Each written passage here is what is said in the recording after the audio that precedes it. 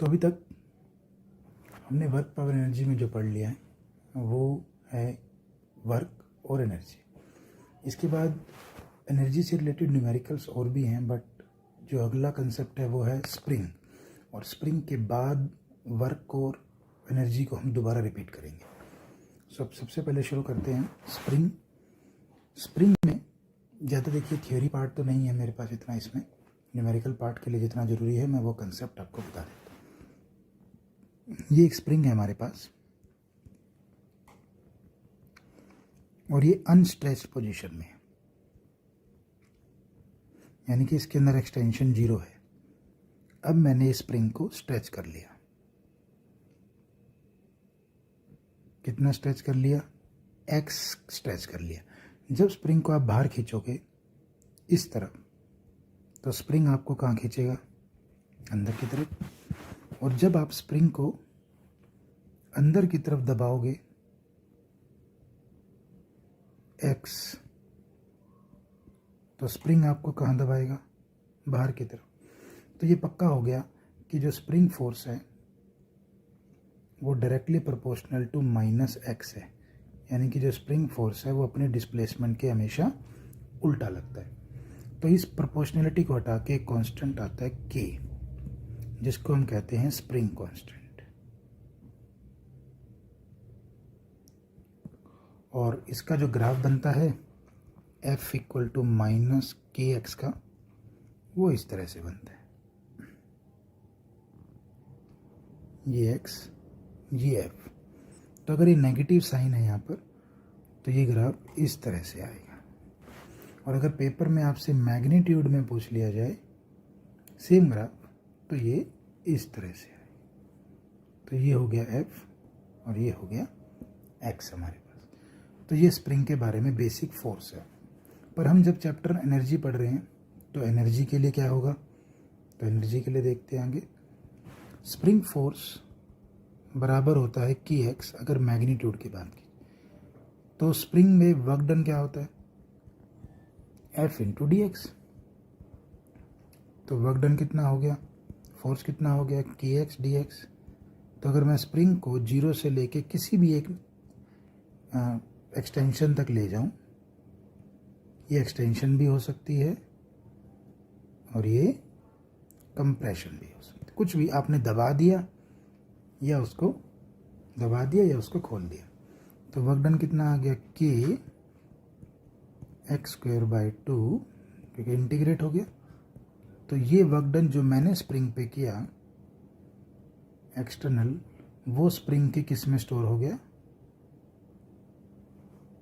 Potential energy. क्यों store हो गया? देखिए, जैसे कि ये स्प्रिंग है, ये आराम से अपनी लीनियर पोजीशन पे बैठे, कोई एक्सटेंशन नहीं, कोई मूवमेंट नहीं, कुछ भी नहीं, और आपने इसको दबा दिया। तो इसका मतलब इसको दबाने के लिए आपको क्या करना पड़ा? Work done. तो होगा क्या? जैसे आप इसको छोड़ोगे स्प्रिंग खुलेगा और ब्लॉक को क्या मिल जाएगी? वेलोसिटी। तो ब्लॉक के पास काइनेटिक एनर्जी कहाँ से आई? जरूर इससे पहले इसके पास कौन सी एनर्जी होगी? पोटेंशियल। तो आपने वर्क लगा के इसके अंदर क्या भर दी? Potential energy. और स्प्रिंग की वही पोटेंशियल एनर्जी ब्लॉक की किस में कन्वर्ट हो जाएगी? Kinetic energy. इसलिए जो हम वर्क करते हैं वही स्प्रिंग के किस में स्टोर हो जाता है? पोटेंशियल एनर्जी में। तो ये एक स्प्रिंग का बेसिक कंसेप्ट है। अब हम चलते हैं इसमें कुछ न्यूमेरिकल्स पे। स्प्रिंग के अंदर न्यूमेरिकल है कि एक क्वेश्चन है, वर्क डन हुआ 10 जूल का when spring is extended by x, यानी कि जब आपने स्प्रिंग को x खींचा तो वर्क डन कितना हुआ? 10 जूल का। तो वर्क डन कितना करना पड़ेगा? Further required to extend it by x। ये क्या मतलब? देखिए, ये था स्प्रिंग 0, आपने इसको खींच दिया, कितना खींच दिया x, तो कितना वर्क डन करना पड़ा 10 जूल। ठीक है जी, मैं यहाँ लिख देता हूँ, थोड़ा सा मुझे यहाँ स्पेस चाहिए। कितना वर्क डन करना पड़ा 10 जूल इस x को खींचने के लिए। तो वो कह रहा है कि और x और खींच दिए, ये लीजिए ये x और खींच दिए, तो कितना वर्क डन करना पड़ेगा। स्प्रिंग अपने जो एनर्जी भरता है वो हमेशा बिगिनिंग से भरता है, मतलब शुरू में वर्क डन जो हुआ वही पोटेंशियल एनर्जी थी, हाफ के एक्स स्क्वायर कितना था 10 जूल, क्योंकि x खींचा था तो हाफ के एक्स स्क्वायर आ गया, ये रहा। अब फाइनल में पोटेंशियल, ये इनिशियल थी, फाइनल में पोटेंशियल एनर्जी कितनी बढ़ेगी, मैंने पहले कहा इनिशियल से, तो इनिशियल से कितना एक्सटेंड हो गया है x प्लस एक्स, कितना एक्सटेंड हो गया 2x, तो कितना आ गया जी 4k एक्स स्क्वायर बाई 2। तो फाइनल एनर्जी कितनी आ गई, k एक्स स्क्वायर बाई 2 की वैल्यू कितनी है 10, तो फाइनल एनर्जी कितनी आ गई दिस, तो work done by external is equal to change in potential energy.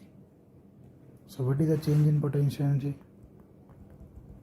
Final minus initial, final energy कितनी है 40, इनिशियल 10, तो हमें वर्क डन कितना करना पड़ेगा 30। तो इसमें कुछ बच्चे 40 भी आंसर लगा देते हैं, ये 40 तो फाइनल है, इनिशियल में कितनी थी 10 ये, और तो रिक्वायर्ड कितनी हुई इसको 10 जूल 30 जूल। तो ये थोड़ा सा आप इसको ध्यान रखिए कि इसमें क्या पूछा गया क्या नहीं। स्प्रिंग से रिलेटेड एक बेसिक क्वेश्चन और करते हैं, बहुत सिंपल सा क्वेश्चन। जैसे कि ये एक ट्रैक है और ये इस तरीके का ट्रैक है, यहाँ पर एक स्प्रिंग लगा दिया, ये ब्लॉक m मास का h हाइट से नीचे आया, तो बताइए स्प्रिंग कितना कंप्रेस होगा, स्प्रिंग कितना कंप्रेस होगा। अब देखिए इसको अगर मैं 0 0 मान लूँ इस लाइन को,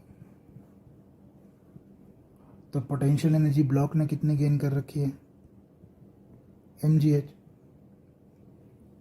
जब ये ब्लॉक जमीन पे आएगा तो ये सारी पोटेंशियल एनर्जी किस में कन्वर्ट हो जाएगी, काइनेटिक एनर्जी में। तो mgh एनर्जी कंजर्व है ना, क्योंकि इस ट्रैक क्या है फ्रिक्शनलेस, ये हो गया। अब यही ब्लॉक अपनी काइनेटिक एनर्जी से स्प्रिंग को दबाएगा। पार्ट 2 में ब्लॉक की काइनेटिक एनर्जी स्प्रिंग के किस में स्टोर हो जाएगी, पोटेंशियल एनर्जी में। तो ब्लॉक की काइनेटिक एनर्जी क्या थी, स्प्रिंग की पोटेंशियल एनर्जी क्या होती है हाफ के एक्स स्क्वायर, और अभी हमने देखा कि हाफ एम वी स्क्वायर किसके बराबर है mgh के। तो डायरेक्ट आप पेपर में कर सकते हो, ये तो मैंने कंसेप्ट के लिए बताया कि भाई इसकी सारी पोटेंशियल स्प्रिंग की किस में स्टोर हो जाएगी, पोटेंशियल में। तो x कितना आ गया 2 mgh बाय k का अंडर। तो ये बेसिक सा क्वेश्चन है कि इसकी पोटेंशियल एनर्जी, इसकी काइनेटिक, इसकी पोटेंशियल पहले काइनेटिक फिर काइनेटिक इसकी पोटेंशियल, या आप डायरेक्ट कह सकते हैं कि ब्लॉक की पोटेंशियल स्प्रिंग की काइनेटिक एनर्जी में कन्वर्ट हो जाएगी। इसके बाद नेक्स्ट फर्दर एक क्वेश्चन और है इम्पोर्टेंट, कि ये एक ब्लॉक है, ये यहाँ रखा है, ये लगा दिया स्प्रिंग। अब वो क्वेश्चन में कह रहे हैं कि ब्लॉक को x दबा के छोड़ दिया, ठीक है। ब्लॉक में स्प्रिंग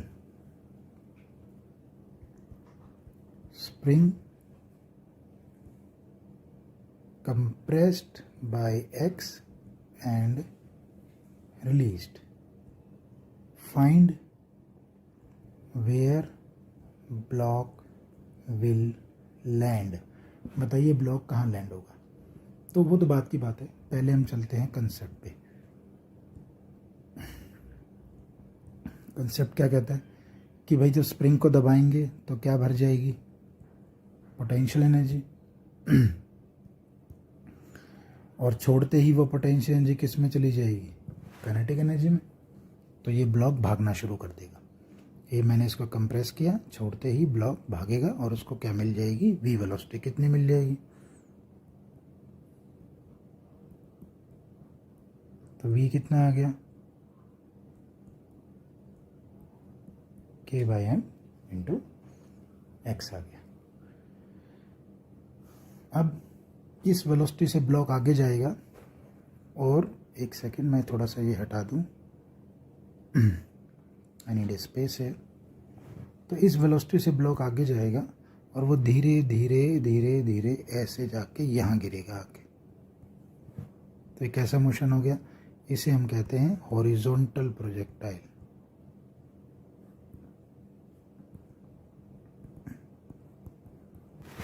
तो ब्लॉक v वेलोसिटी से गया, और हॉरिजॉन्टल प्रोजेक्टाइल में जो पार्टिकल की रेंज होती है, आपको अगर फार्मूला याद होगा तो वो होता है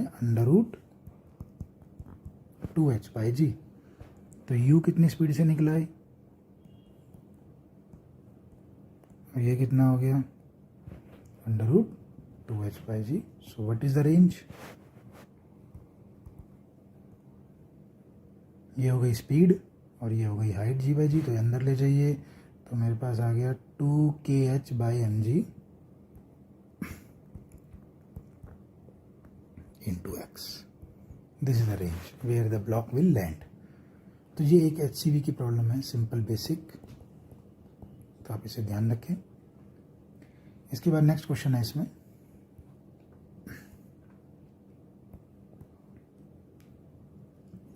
नेक्स्ट क्वेश्चन जो है वो मेडिकल के लिए बड़ा पेट क्वेश्चन है। ये बहुत बार मेडिकल्स में एग्ज़ाम में पूछा गया, रिपीट पूछा गया। पहले ये नॉन मेड का था। क्वेश्चन क्या है कि एक ब्लॉक है m मास का, और ये एक स्प्रिंग के ऊपर जो एक प्लेट लगी हुई है उसके ऊपर गिरता है, कितनी हाइट से, h हाइट से। स्प्रिंग कांस्टेंट के है, ये ऐसे लगा हुआ है डायग्राम में जैसे दिखाए।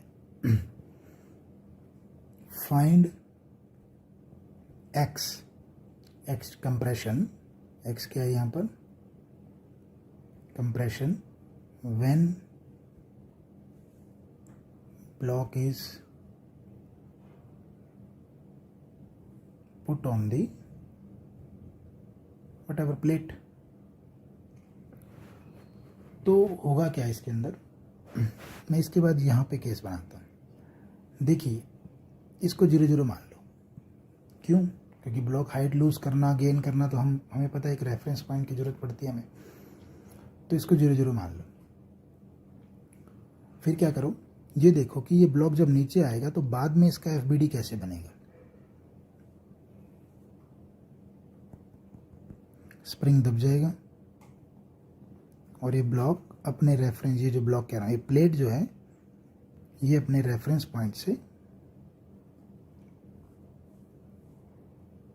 थोड़ी सी नीचे आ जाएगी। ये था ना पहले ओरिजिनल पॉइंट, प्लेट यहाँ थी, अब ये नीचे आ गई। क्यों नीचे आ गई, क्योंकि स्प्रिंग कितना दब गया, x दब गया। अगर स्प्रिंग x दब गया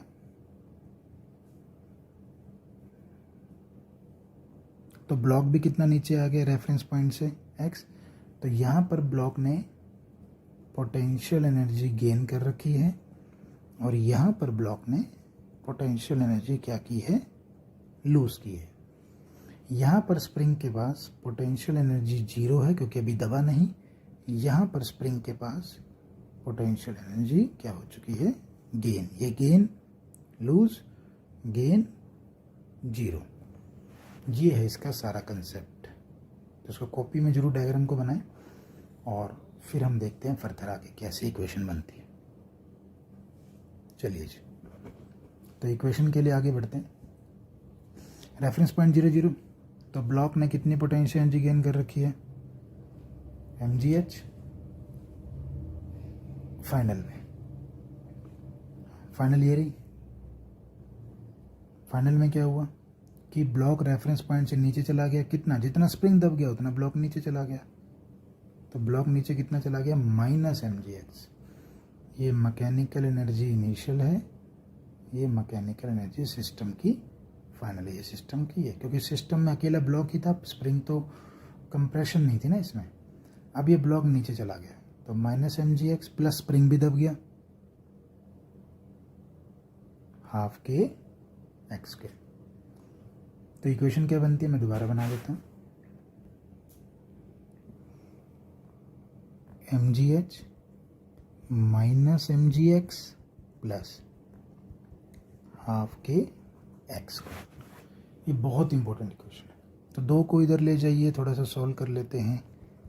के एक्स स्क्वायर माइनस 2mgx माइनस 2mgh इक्वल टू 0, क्योंकि मैं इसको इधर ले आया ना। अब ये क्वाड्रेटिक बन गई, तो x के दो रूट आएंगे,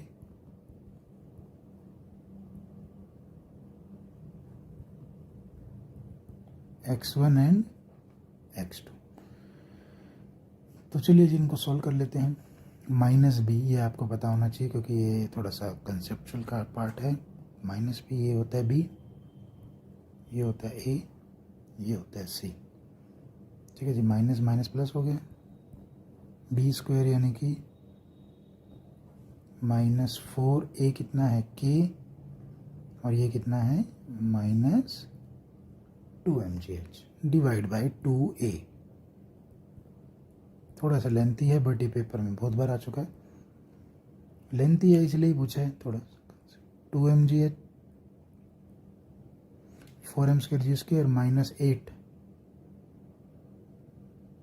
ठीक है, 4m स्क्वायर जी स्क्वायर प्लस 8mgh के डिवाइड बाय 2k।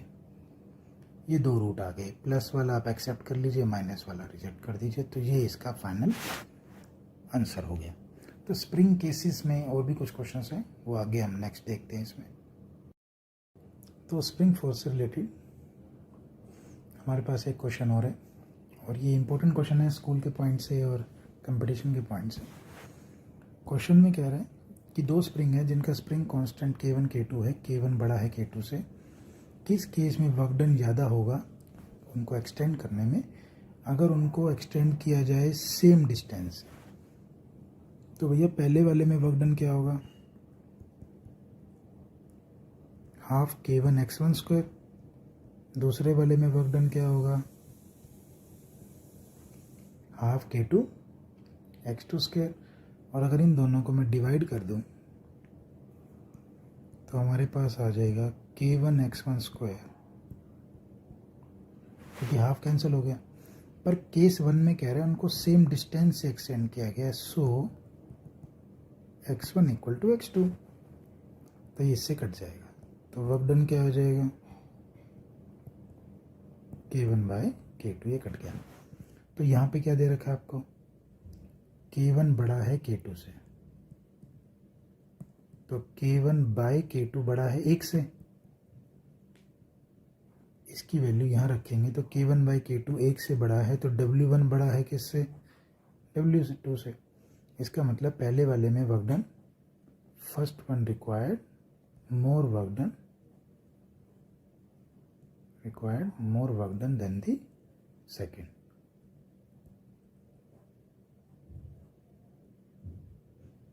ये सिंपल हो गया। अब अगले केस में कह रहा है कि इनको सेम फोर्स से एक्सटेंडेड किया गया। अगर सेम फोर्स से किया गया तो F1 इक्वल टू F2 हो गया। अगर F1 इक्वल टू F2 हो गया तो K1, मैं कभी भी K और X सेम नहीं लेता, हमेशा अलग अलग लेके चलो, और अंत में पता चलेगा कि वो इक्वल है या नहीं। आ गया जी। तो वर्क डन क्या होता है, K1 x1 square K2 x2 square. इस बार कितना खींचा गया है उसके बीच में कोई रिलेशन नहीं है, सिर्फ फोर्सेस के बीच में रिलेशन है। तो यहाँ से आइए, इधर क्या दे रखा है, K1 by K2 x2 by x1। तो इसकी वैल्यू यहाँ डाल दीजिए। तो W1 by W2 K1 by K2 x2 by x1 किसके बराबर है, K1 बाई K2 का होल स्क्वायर। मैंने इसकी वैल्यू यहाँ डाल दी, ये रिवर्स है, ध्यान दीजिएगा। यानी कि x1 बाई x2 की वैल्यू आ रही है K2 बाई K1, ये डाल। तो क्या आ गया, K2 एक बच गया, K1 एक बच गया।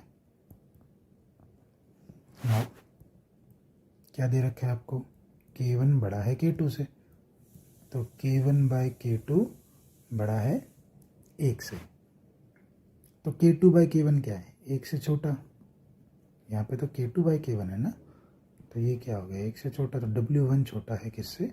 W2 से। इस बार इसको ज़्यादा वर्क डन चाहिए, मोर वर्क डन, और इसको क्या चाहिए? लेस। तो पेपर में बिल्कुल ध्यान दीजिएगा कि क्या पूछा गया है, किस कंसेप्ट से पूछा गया है, और practice is the main thing जो आपको इसमें करनी है। इसके बाद हमारे पास नेक्स्ट क्वेश्चन आता है। क्वेश्चन कहें या फिर एक कंसेप्ट कहें इसके अंदर, कि हमें पता है कि work done is equal to होता है F डॉट dx, और हमने शुरू में पढ़ा था कि work done is equal to minus में चेंज इन पोटेंशियल एनर्जी।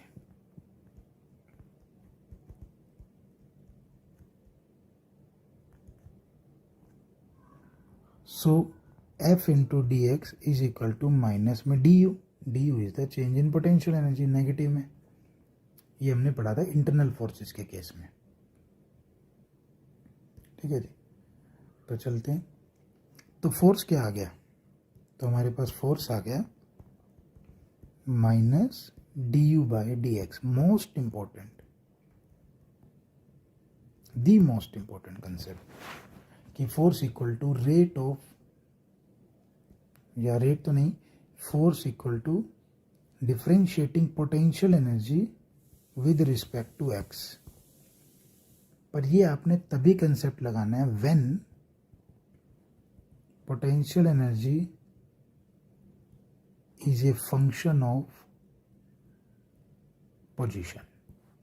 ये मैंने सारा कंसेप्ट इसी पेज पे लिख दिया, तो ये आप इस पे बिल्कुल ध्यान रखेंगे कि potential energy is a function of position अगर दे दे, तो फोर्स निकालने के लिए हमें किसकी जरूरत पड़ती है? इसी पोटेंशियल एनर्जी को एक्स के रिस्पेक्ट में डिफरेंशिएट करने की जरूरत पड़ती है।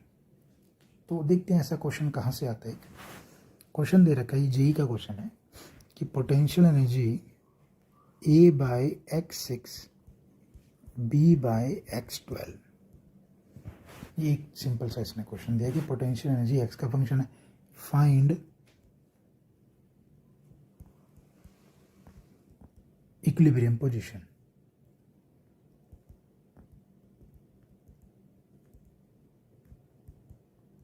अब हमें पता है, इतना तो हमें बेसिक पता है कि जो इक्विलिब्रियम पोजीशन होती है उसका मतलब होता है net force is zero.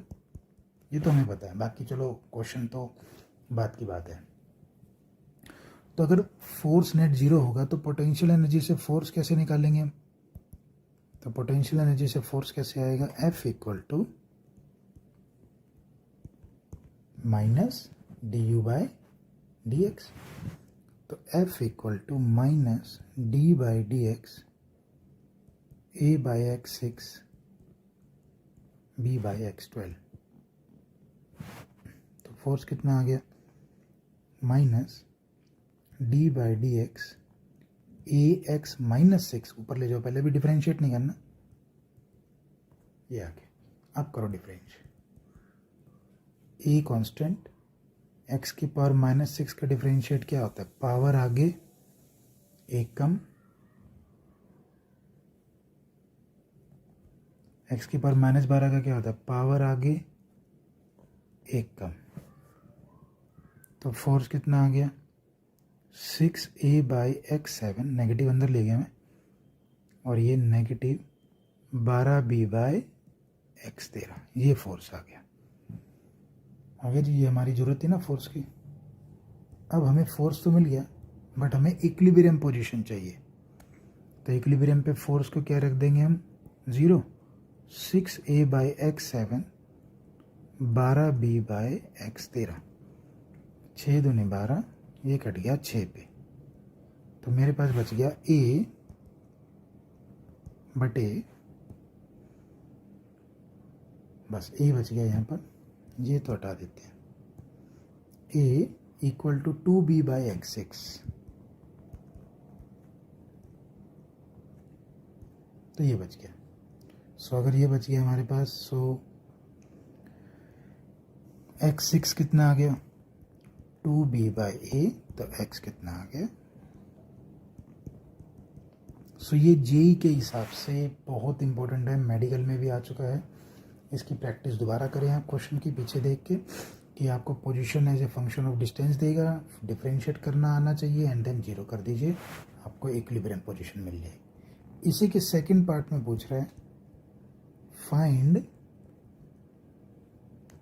Potential energy, मैं इसकी ब्राइटनेस बढ़ा लेता हूँ बड़ी, find potential energy at equilibrium.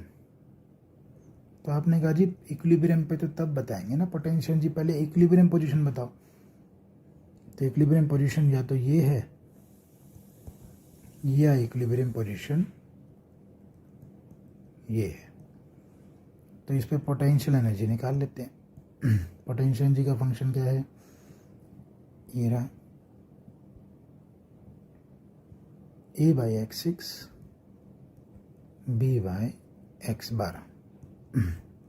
x6 कितना है और x12 क्या होगा, इसका स्क्वायर। ये आपको सोचिए इसमें, तो ये आ जाएगा a²/2b माइनस a²/4b। सोल्व कर देंगे तो ये पोटेंशियल एनर्जी आ जाएगी एट